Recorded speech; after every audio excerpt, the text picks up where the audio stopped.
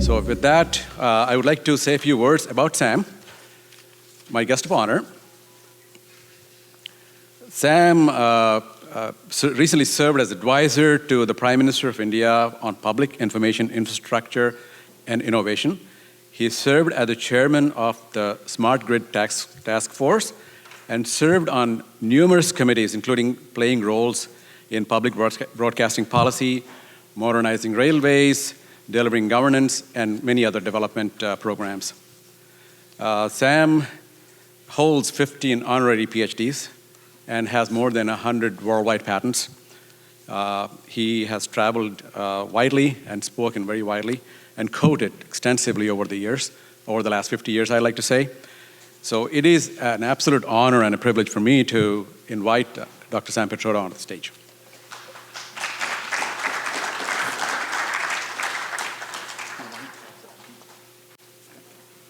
Ladies and gentlemen, good afternoon.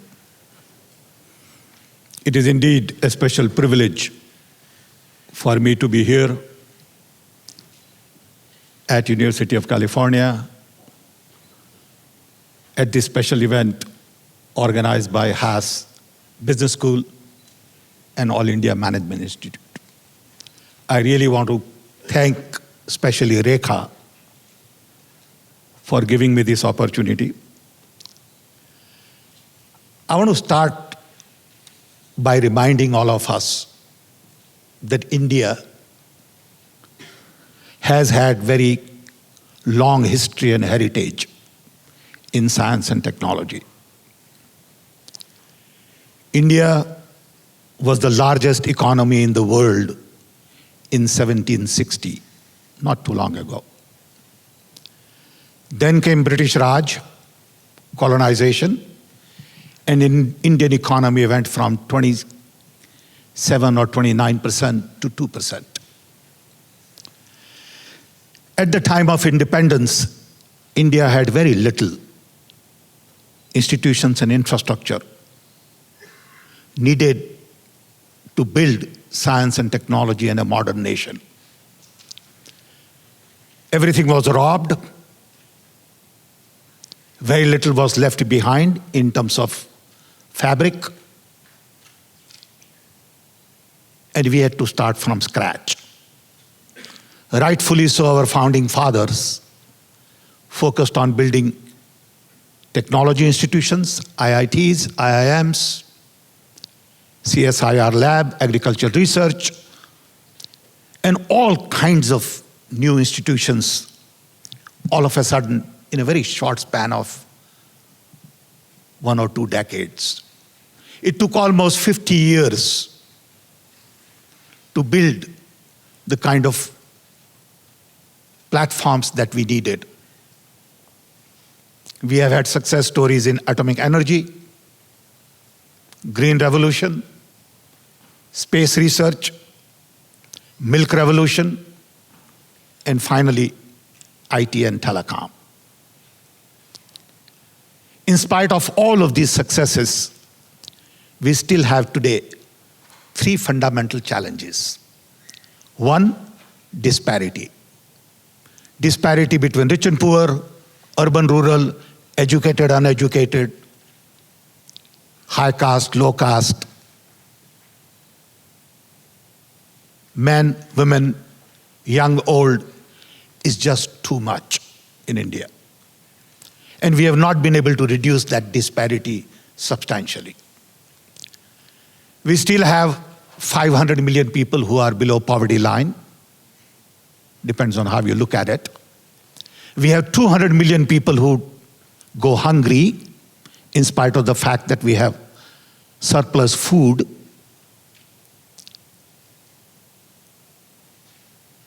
We also have a challenge related to demography.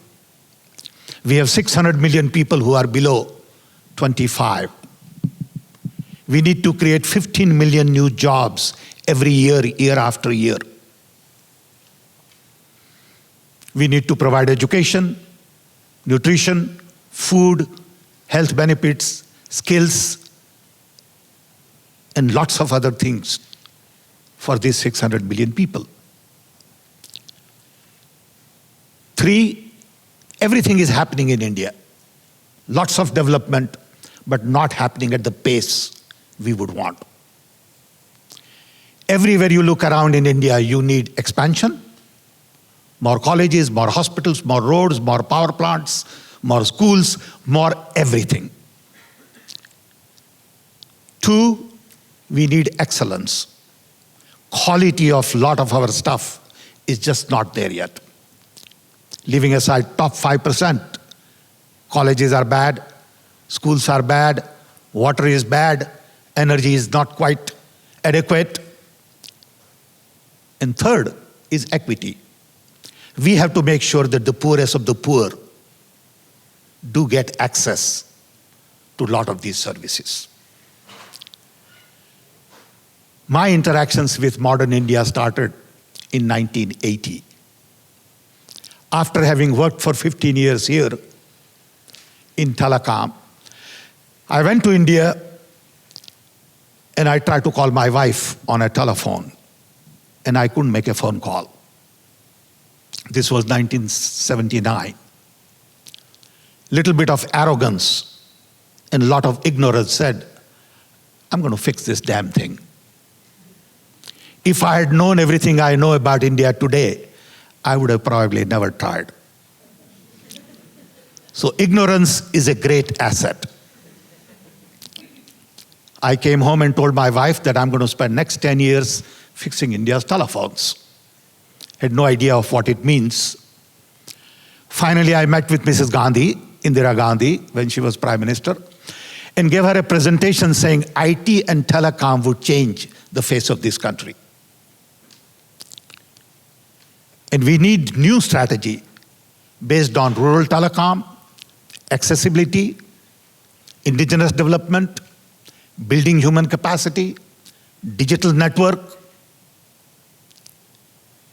And she gave us green signal to go ahead, launch our own internal program.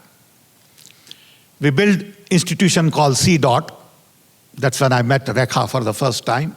We worked together there. And then Mrs. Gandhi died, and Rajiv Gandhi became Prime Minister. He and I were just about same age, so we clicked.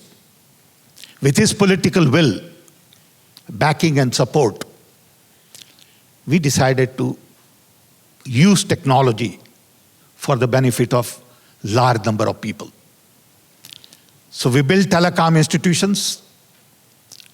I remember in early days of mobile licensing, I was chairman of telecom, and American companies were pushing for analog system. I stuck to my guns and I said, I'm not going to do that.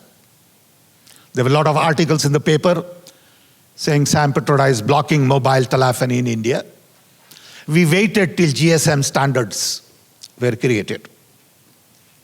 People don't remember a lot of these things. We trained large number of people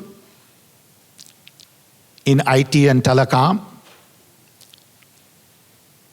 I remember an incident where we got a telephone call from President Reagan. I was with Rajiv Gandhi, and the call said that we will not get supercomputer because India would use it for nuclear research. And Rajiv said, what do we do, Sam? Not knowing enough, I said, we will build our own. And he said, what would it cost? $36 million, 400 people. He said, go do it. Next morning, we all met with the Scientific Advisory Council. We set up a group called CDAC, Center for Development of Advanced Computing, in Pune. And we built our own parallel processor supercomputer called Param in 3 years. Those were very exciting days where we decided to use technology in a very different way.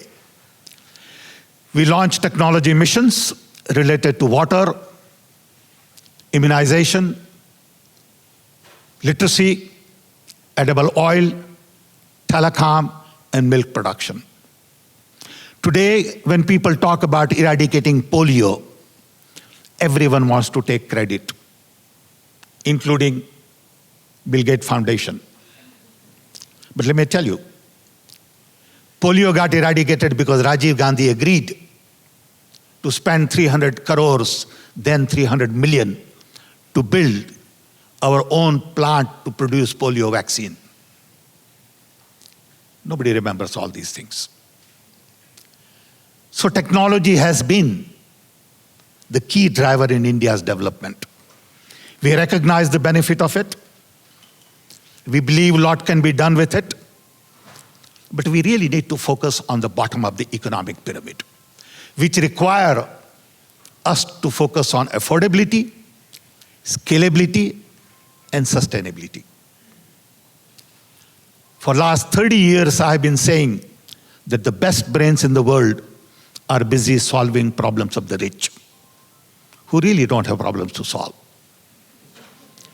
And as a result, problems of the poor don't get the right kind of talent. It is not about poor as the market. It is more about using technology to improve their income. How do you use technology to give them more money? I'll give you 3 simple examples. As part of the National Innovation Council, we had a program to innovate for the poor. So what do? We said, let's look at 3 cases in the country and see what we can do to improve their standard of living. We first focus on mango. We found that shelf life of mango was 7 days. And all mango growers would send their mango by air to Middle East. So we put a group of scientists together and said, increase shelf life of this mango to 30 days. Believe me, in 6 months, scientists came back and said, we know how to do it. So when we increased life of the mango to 30 days, all of a sudden they could get markets in Europe and send it by sea. Their income doubled. All proven. That is the real use of technology for the bottom of the pyramid.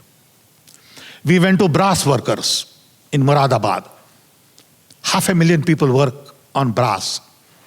And we learned that their furnace had not been redesigned for 75 years. So we put a bunch of professors from IIT, asked them to design the furnace. They redesigned their furnace. Productivity went up by 50%. Lung diseases went down. We learned that they use little boys to polish brass. And they spend half an hour every day polishing one piece of big article. We again went to scientific lab and said, can you design a liquid that you can wipe as opposed to polish? Wait for 6 months and you get a liquid that you can wipe brass. So children can go to school now and don't have to come home and spend hours wiping brass. This is the real meaning of technology for the poor. It is not about giving them more gadgets. They have no money to buy gadgets. How do you really improve productivity, efficiency, so that they can improve their income? I worked in India for 10 years with Rajiv Gandhi. Then I had a heart attack, quadruple bypass. Rajiv Gandhi died. I ran out of money. And I came back to US. But by then I had given up my nationality. I was Indian citizen. I had no visa to come back. I came as a tourist, restarted my life. And then when Manmohan Singh became Prime Minister, I decided to go back again and worked on National Knowledge Commission, where we focused on 5 aspects of knowledge: access to knowledge, knowledge concepts, knowledge creation, knowledge applications, knowledge services. We had 27 different subjects, from school education to libraries to broadband networks to higher education, medical education. We spent about 5 years in putting together a blueprint for knowledge for India. It's all online. But it has been very difficult to execute because it requires consensus. It requires systems to change. It requires Ministry of Education to think differently. And we have not been able to execute on many of those ideas. But we did build national knowledge network to connect all our universities, all our libraries, all our R&D institutions with 1,500 nodes, 4 gigabit bandwidth to connect all our knowledge institutions, all done working today. When a friend of mine from Harvard, Michael, what's his name? He's a professor of law and justice, came to India. He and I addressed 500,000 students from one location, connected at 100 universities. On each campus, there were 500 people in the auditorium. All of this is possible today because of high tech. When I started, we had 2 million telephones in India. It used to take 10 years to get telephone connection. Today, we have 1 billion phones. We have $150 billion worth of software export every year, year after year. Credit goes to a lot of Indian entrepreneurs, young talent, little bit of policy interventions, government support. And this is really fueling new hope in India today. Now, in the back of IT, you have pharmaceutical industry, you have auto industry, auto parts. Lot of transformation is going on at various levels. We do recognize that knowledge is the key going forward. So as part of the Knowledge Commission, we also recommended skill development as the key to building human resource. So we set up a national skill development mission headed by former CEO of TCS, Ramadorai. And we need to really train 100 million people in skills like carpenter, plumber, electrician, welder. For every welder to be trained, we needed a welding machine. So we decided to put welding training on software. TCS built a software tool so you can learn how to weld on desktop or laptop. It's an amazing little demo if you look at it. You can train yourself to weld without ever going to a welding machine. It works, and we are using trainers today. That is the kind of innovation we need for the poor. Then we focused on innovation. Prime Minister announced decade 2010-2020 as the decade of innovation. We set up a National Innovation Council, state-level innovation councils to really make innovation more of a priority at various levels. But remember, building a company is very different from building a nation. Building a nation is very complicated. Don't use all your techniques to build a company, to build a nation. It doesn't work that way. So we realized that building innovation is going to be a long-haul effort. All we can do is really sensitize people at various levels.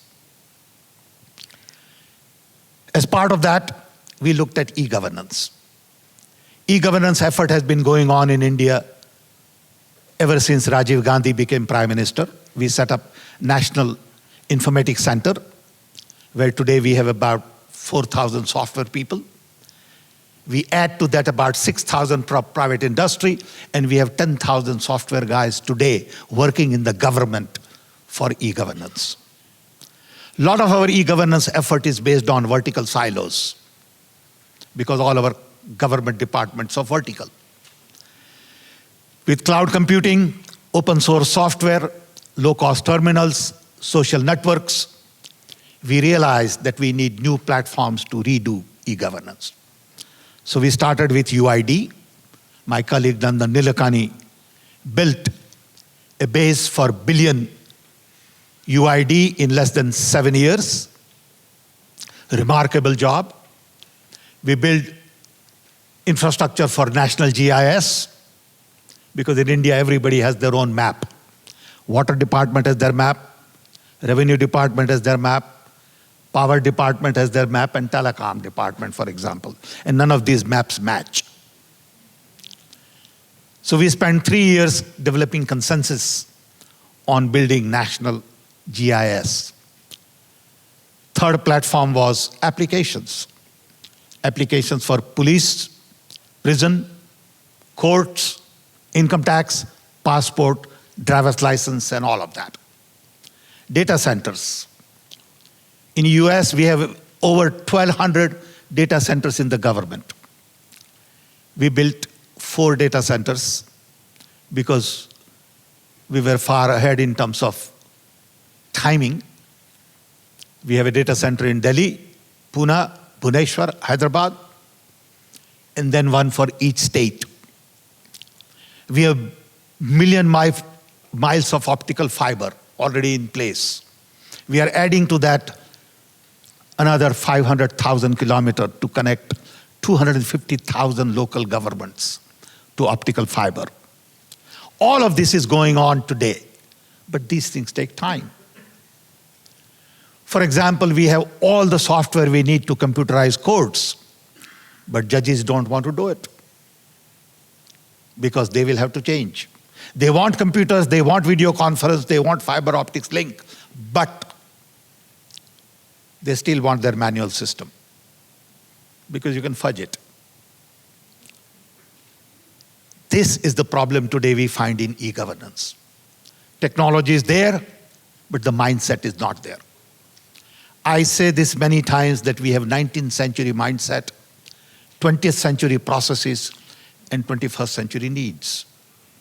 A lot of our processes were left behind by British Raj. We have complicated it, and now we are computerizing it. We need complete re-engineering of all our processes. How do you get birth certificate? How do you get land record? How do you apply for admission in school? All of these things need to be redone. But we don't have guts to begin that. So at the end of the day, India needs administrative reforms on a big scale, and we need judiciary reforms on a big scale. We have 32 million court cases pending today. It takes 10 years to get justice. We have all the technology in place to do it. But there is no political will to do it because the governments really cannot develop consensus on many of these issues. Technology is one piece of the puzzle. The political will is another big piece of the puzzle. And we are stuck in many ways in really trying to develop consensus on some of these big ideas. IT is not the only technology that we need. We need biotech, nanotech, materials, alternate energy. The lesson we learned in telecom regarding distributed architecture, sort of privatization, liberalization, all of those lessons are equally important to energy, power sector. We don't have distributed architecture in power sector. We need microgrids. We need solar plants. We cannot have coal-based new plants anymore. A lot of these answers are known. Again, how do you develop consensus to shift your priorities? Work is going on at great pace in many areas, but these things take decades and decades to get done. I'll give you one example. I started working with Apollo and others on developing standards for electronic health record. Took us 4 years.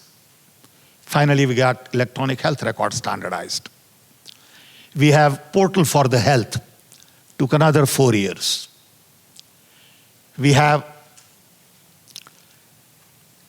electronic health network built as part of a national knowledge network and virtual network. Unfortunately, people just don't know. So when you talk to somebody about India, you start from scratch. They have no idea of what is going on. But everybody is an expert.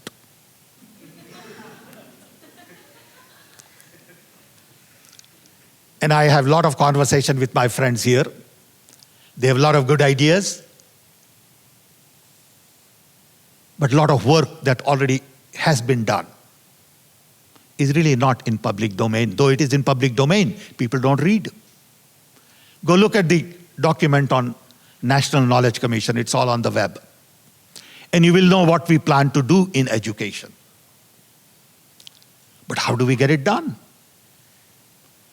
Unless and until you have political will and domain expertise together, it's hard to execute on a lot of these things.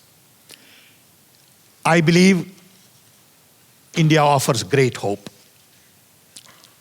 India offers great hope not only in IT and telecom and software, but also in energy, housing, food. Agriculture requires more technology today than ever before.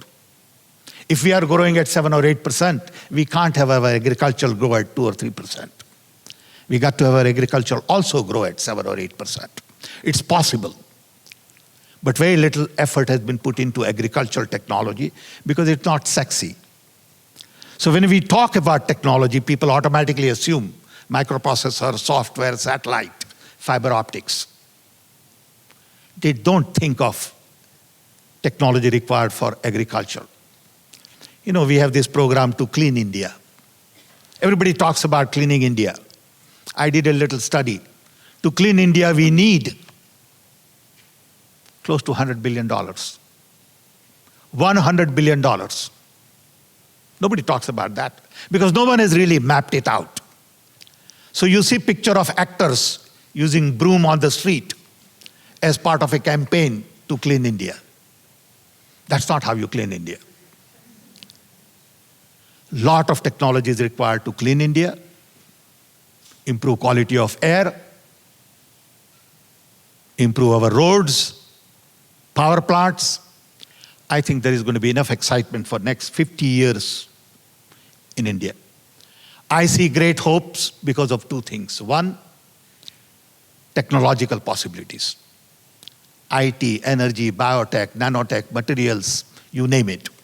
Everything is today so exciting in terms of what can be done. You have alternative models for generational change and not incremental change.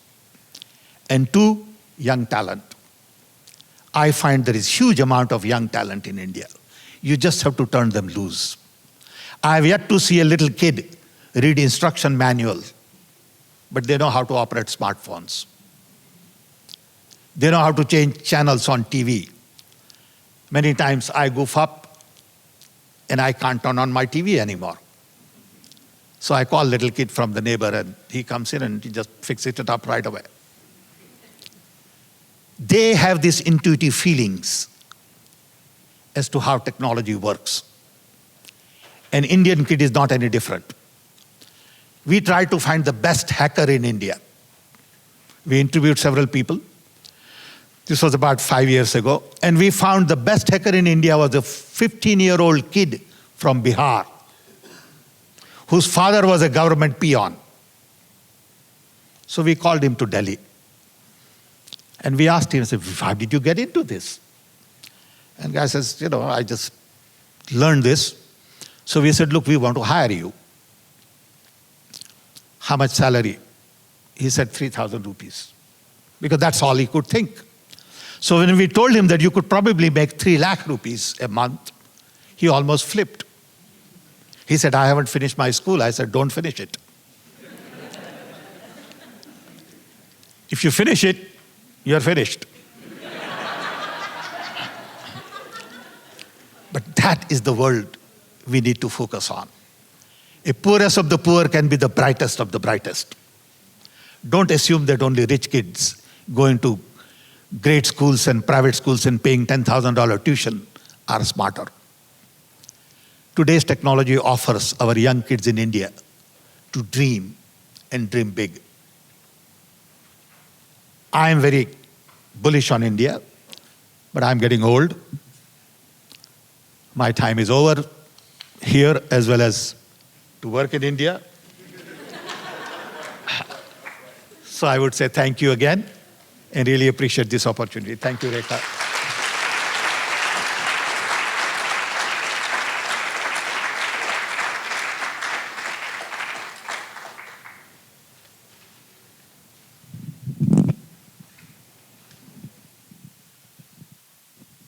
Thank you, Sam. It's never, you never stop to inspire people, whichever generation. So you touched on so many different important topics today, pretty much touched upon all of the new world and how they relate to the old world. From the past 35 years, you've seen technology in India evolve. And in recent times, there's the whole spectrum of technology has escalated significantly. Leaders such as Paul Jacobs are betting big on India. So when you look at the adoption of these technologies and how what this market will have to offer, what stands out for you as a single biggest risk or hurdle,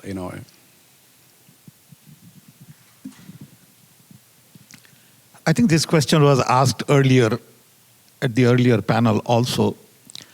I think basically we need to change mindset in the government. All governments all over the world are designed for command and control. And I think all governments will have to recognize their role is being minimized. You need to let it go. For example, who decided it should take 4 years to get a degree? Why is everyone taking 4 years to get a degree? It takes 4 years in India, 4 years in China, 4 years in America, 4 years in Brazil. Whosoever came up with the idea sold it pretty well. It's time to question that. Okay? Why does it take $150,000 to get an MBA? Pardon me. I think it's about time to question that.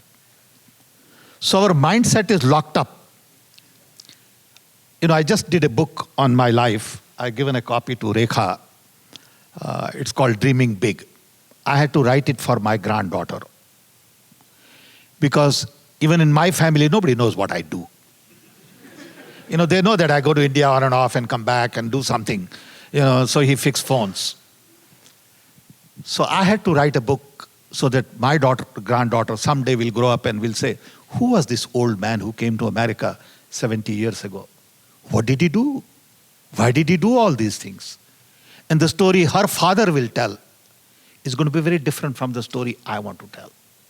Because her father was born here. He looks at things very differently.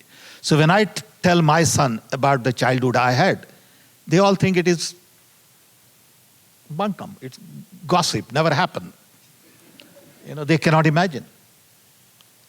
Now I forgot the question we had. What was the question? Huh? No, there was an interesting question. I got off track. I was asking about the biggest challenge. Biggest challenge. Sorry about that. Okay. So now I know the link. Okay. So the second book that I'm doing is about redesigning the world.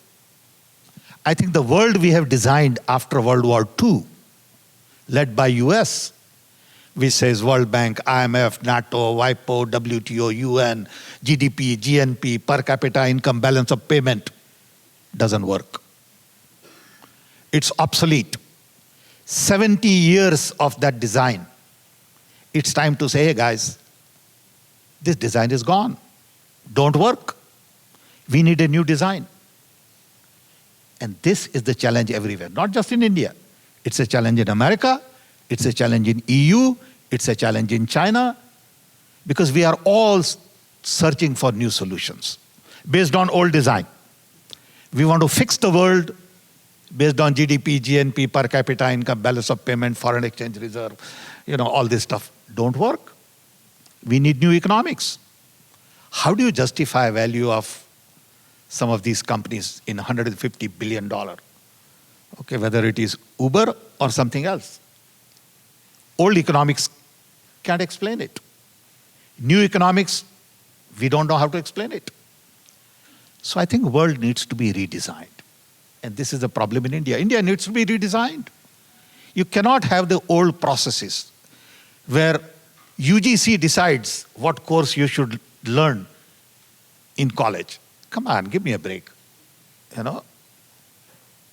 Because their customer is 16-year-old kid and the guy deciding is 70-year-old like me. He has no idea. That's a major challenge today. So one quick question before I open it up to everybody else. So what intrigues me as far as India is concerned is the ability to understand technology. Of course, as Vishal said, emphasis on education is huge. But when you look at the educated population as opposed to the population that needs help, on the ground, agriculture, as you mentioned, is a huge area. You look at the front of, let's say, drones doing surveying, land surveying using drones, as opposed to the guy who supposedly the surveyor on the ground in a little village who carries his 60-pound, 70-pound chain and uses the chain and landmark stones to do his surveying in the old-fashioned way. So, there's a huge divide. On the one side, you have the acumen, the technology exists, ability to adopt that technology exists, but as you pointed out, willingness to change is one thing, but the other aspect of it is how rapidly can you bring that about, and how does those forces of the market change, and that's the key aspect of success and failure. And you touched on that a little bit, but when you look at adoption of technology where somebody's going to give you the money, give you the technology, why would they do that unless they see a market for it, First of all, when you have billion people, you are bound to have 10 million smart ones. There's nothing you can do. So in India, you have 10 million smart ones. The problem is those 10 million want to move up the value chain. They don't want to remain in village. If you are a good educated guy from village, you want to go to a city. If you're successful in city, you want to go to capital. If you're successful in capital, you want to go to metropolitan areas. And then if you're very successful, you want to go abroad. So you need people to stay where they are to make a contribution. So villages bring children who are educated, but these children leave. You look at Punjab is a classical example. It ultimately boils down to the fact that best brains in the world are solving problems of the rich. When TCS, I used to say this to TCS, Infosys, and Wipros, that you are solving problems of Citibank and not State Bank of India. Because State Bank of India is not paying. This is the crisis. Why don't you solve the problems of the local people? Because he can't pay. Why doesn't e-governance get done earlier? Because e-governance doesn't pay well. So a best scientist working for NIC, PhD from IIT, I know several, for example, Dr. Garola, who spent 35 years with the government. He can go out and get a job for $250,000. But he decides to stay there and work for $1,500 a month. 1, 2, 5 don't help. You need hundreds of thousands of people doing this in villages. Then problems would be sorted out. You can't solve problems of Indian villages by sitting here. Believe me. We can think. It's a good idea. We can romance. But you got to be there. How many people want to go back and live there? That's the challenge, I know that we're coming up on lunch and we're running late. So one very, very important, I would not like to send you home without answering this question. the smart villages and smart cities, what Solomon Darwin is doing, great work, establishing processes for others to adopt. So there's recently there was a conference in Stanford, maybe 3 weeks ago, where one of our accomplished charter members from Thai Silicon Valley, Mr. Sundar Kamath, who runs a company called Sanmina, did a presentation. You specifically addressed smart villages. Would you care to share in a couple of minutes what you've done and what your thoughts are on that? Please come on in. Yeah, I think first of all, we all owe a great debt of gratitude to Sam Pitroda for all the things that he's done in India. He's prefaced what I'm going to say very well, because if we don't address the poor and the villages, there is no future. It's simple as that. Those of us who live in Silicon Valley are so engrossed with the next generation product, the next feature, announcing the next generation, because we're driven by investors and Wall Street. So a bunch of us got together about 2 years ago and decided to focus on the problem that we are talking about. Because when you look at the numbers, they're just staggering, right? There's over 1 billion people without power, 2 billion without access to toilets, 700 million without drinking water across the world. So these are massive problems which does not need any new invention of science and technology. We engineers and doctors and others can solve it. So we got together and we launched this program working with some NGOs. And the concept is to create this fully sustainable village in 4 areas, critical areas: healthcare, education, energy, and water and waste management, along with food. So we've got experts from India and from here. And the goal is to take affordable, innovative technologies, implement them in the village, and demonstrate a prototype, a set of villages, maybe 4 or 5, where this can be made to work. And get the youth in that village trained, take ownership of these technologies so that we can create a rural economy and there is no pressure to migrate to the cities. So this is at a very high level. This is the concept of an ideal village or a smart village. And hopefully we can get advice from Sam later on. But I just want to point out that those who are interested in working in this, those who want to partner, those who want to work really with passion and heart, this is not about making money. There is a business model, of course. It has to come to sustain this program. But we've got a couple of governments, Odisha government, for example, and Karnataka and so on, that are very interested. And the goal is by June 2017, we want to have the first set of villages prototyped working with this model. And we'll have a conference at that time as well. But Thai is involved, and please contact us for support. Partnership. Thai will be doing a tech summit on smart villages pretty soon. How many questions do we have? Just kind of see some hands. 1, 2, 3, 4, 5. Okay. So we're running late by about half hour, so I'd say we will take 4 questions. So I can the gentleman right there.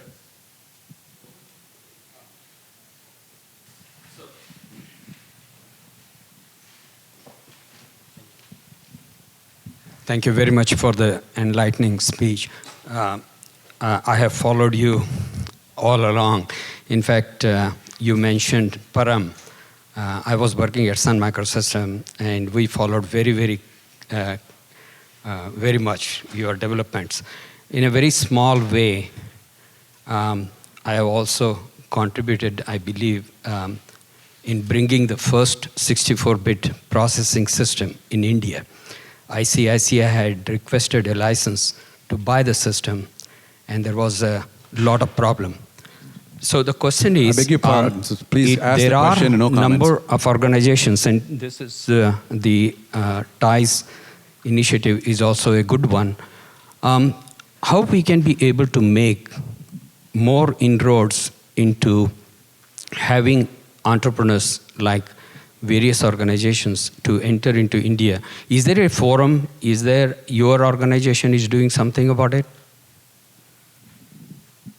I don't have an organization. I used to work for the government. I don't work for government anymore. But you know, government has once a year program called Pravasi Bharati Divas, where you meet a lot of NRIs. That's one forum to go meet with. They have an office. I'm sure Consul General can tell you more about it. And then be part of CII, FICCI, All India Management Association, and you will get connected to the right people. There's just a lot of work in India.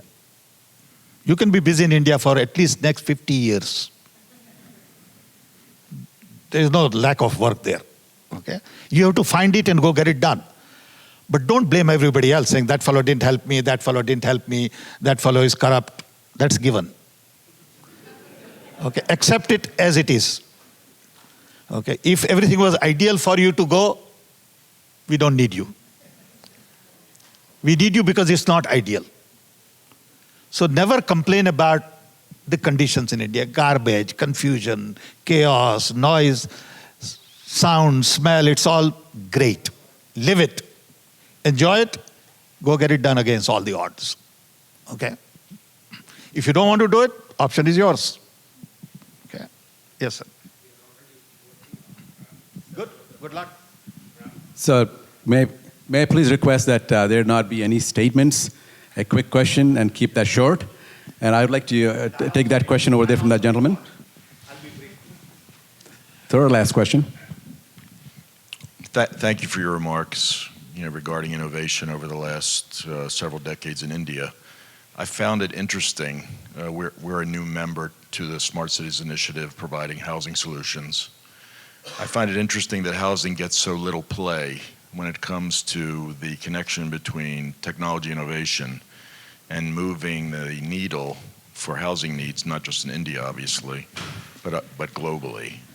That the bottom of the pyramid is so far left behind, not just because of the inability to meet the cost, but obviously the training component necessary to bring the informal sector into the formal sector to obviously address these shortfalls.